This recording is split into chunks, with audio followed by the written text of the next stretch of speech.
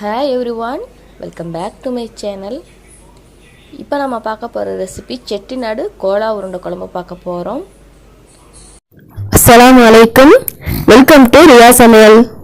First Chettinad Cola உருண்டை குழம்புக்கு Cola உருண்டை செஞ்சு எடுத்துக்கலாம். அதுக்கு மிக்ஸி ஜார் எடுத்துக்கிறேன். இதில் ஒரு துண்டு தேங்காய் கட் பண்ணி வச்சிருக்கிறது, இஞ்சி பூண்டு விழுது 1 டீஸ்பூன் சேர்த்துக்கலாம்,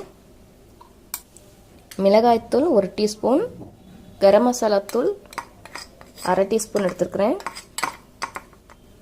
தனியாத்தூள் 1 டீஸ்பூன், 5 சின்ன வெங்காயம் சேர்த்துக்கலாம்.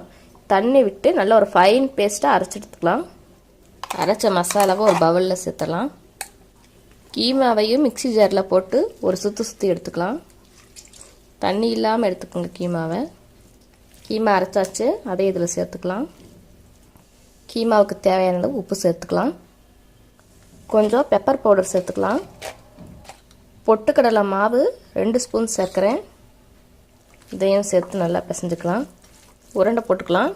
கோலா உருண்டைகளை கொஞ்சம் சின்ன சின்ன சைஸாக இருந்தால் தான் நல்லாயிருக்கும்.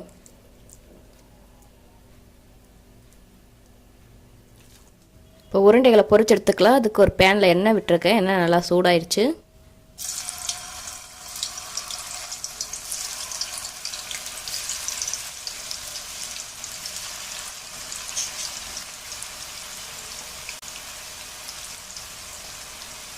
ஸ்லோ ஃப்ளேமில் வச்சுக்கோங்க, அப்போ தான் மட்டன் வேகும். கோலா உருண்டை நல்லா பொரிஞ்சிருச்சு, எடுத்துடலாம்.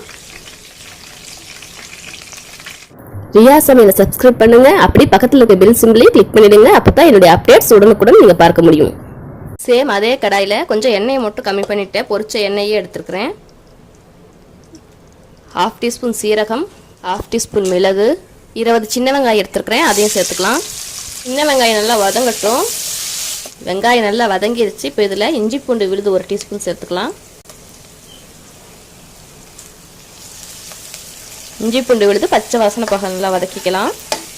தனியாத்தூள் 1 டீஸ்பூன், மிளகாய்த்தூள் 1 டீஸ்பூன், மஞ்சள் தூள், சீரகத்தூள் 1/2 டீஸ்பூன்.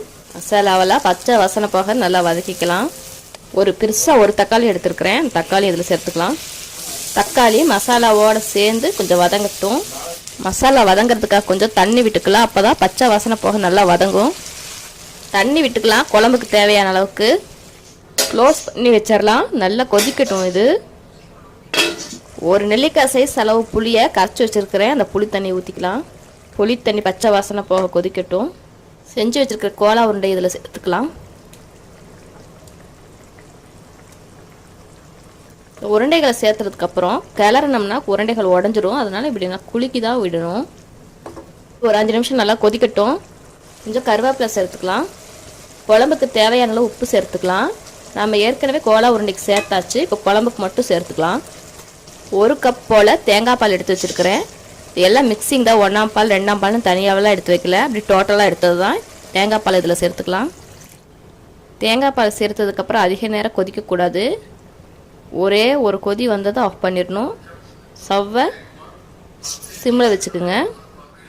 கொதிக்குது, ஸ்டவ் ஆஃப் பண்ணிடலாம்.